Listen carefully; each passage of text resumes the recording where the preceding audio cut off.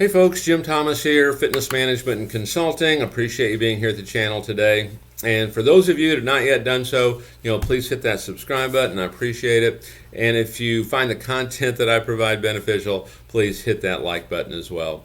Now, before we get into our topic today, a quick reminder, you can learn more about my company by checking out the links below. And a couple things to take a look at. We just rolled out our most recent course. Our new course is the Gym Management Playbook. And this was designed and set up for you folks that are brand new to the industry, you're just getting started, or you're running facilities and maybe you don't have the background, the experience. The whole purpose of that gym management playbook is to help you shorten the learning curve and maximize bottom line profitability.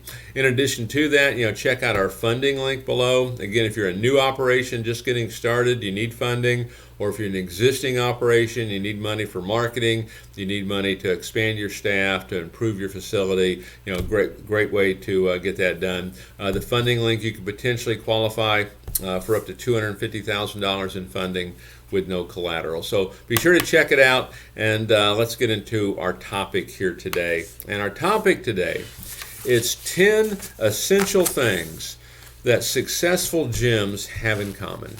10 essential things that successful gyms have in common. So number one, it's a willingness to take chances.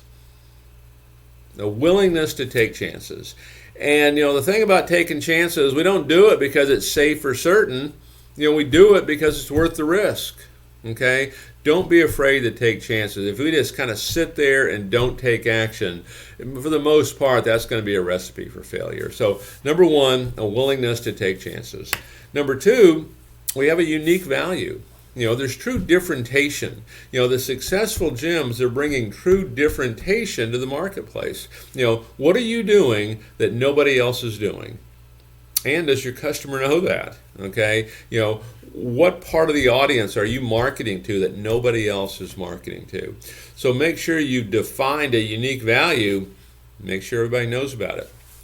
Number three, it's tenacity.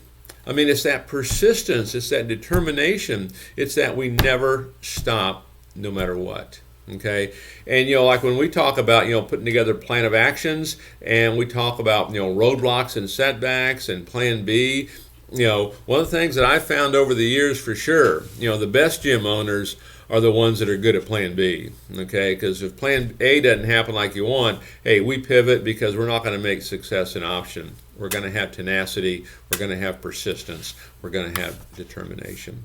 Number four, we have a customer-centric approach, okay? And what I mean by that is we want to give super service to our customers. We want to give them more than they ever bargained for. We want to give them a country club level service at a health club price, in a manner of speaking. Okay, so we want to give them more value than they ever thought they were going to get. Okay, have that customer-centric approach. Number five, good marketing. Marketing, it's all about attracting attention to ourselves, right? And the biggest issue that most every independent operation has is obscurity. Nobody knows who we are, and those that do, they don't have us at top of mind. And so our marketing, we have to attract attention to ourselves, and we want everybody to know who we are. Too many gyms, they're just simply not known in their marketplace, and they're only doing one or two things to really drive traffic. So good marketing is a key thing for successful gyms. Number six, we have a strong vision for how this should look. We have a strong vision for how this should look. And one of the things I would talk about in terms of our vision, one of the key elements of a long-term successful fitness operation is we want to keep it as new today as the day that it first opened.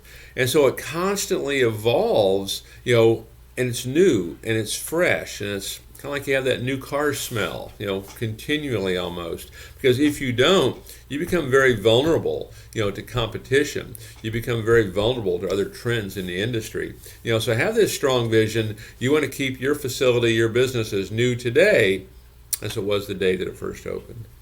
Number seven, we have passionate leaders. Our leaders are passionate about this, and they've got the ability to bring other people up, to their level of excitement, their level of passion, their level of conviction, their level of belief. Okay, this is the commonality of folks that really have success with this, and so much of this is we're sold on it. I can solve my customer's problem. I have the best facility to solve their problem at. Now's the best time to do it. And we stay sold on that message. We don't let other things, get us off course. Okay. Number 8, okay, is we have empowered employees. We empower our employees. Okay. We let them make decisions. Okay. When we're talking to customers, okay, that maybe have a concern, have a question, they are empowered to satisfy that customer. One of my favorite books, I think it's called The Nordstrom Way, might be worth checking out, is how they have empowered, their employees, to satisfy customers, to settle, customer complaints and things of that nature. But the most successful companies have empowered employees. Because if you don't have that, you get this bureaucracy. People call up, they have questions, they want things answered, and they can just never get it done sometimes. Number 9, adaptability. The great companies have adaptability. Okay, we have to adapt, and we came out of that in year 2020. The successful gyms had to adapt. If they wanted to continue having success, they had to adapt. We have to change. We have to be able to pivot. And part of this is when you think about, plan of actions and things like this, it's going back to, roadblocks and setbacks. Hey, if things don't go exactly like we want, how do we pivot? How do we change that? Okay, how do we make sure we still get that result? We're not going to make success an option. So we're adaptable. It doesn't have to be just this way. And then finally is number 10 is diversity. Okay, diversity on collaboration, diversity on innovation. Okay, we're constantly looking for different ways to do it, better ways to do it. How can we innovate? We want other people's opinions. We solicit our staff's opinions. What do you think? What would you do if you were the owner? Okay, so take a look at these 10 essential things that successful gyms have in common. This is what I see, okay, for the clubs that do the best job. These are the things that stand out the most. Which ones are you doing a good job on, and which ones could you use some work on? Use this list, go through this video a few times, and let's make sure we're clicking on all cylinders on all 10 items and watch your business grow. Folks, my name is Jim Thomas. My company is Fitness Management and Consulting. Appreciate you being here at the channel today, and we look forward to seeing you all in that next video.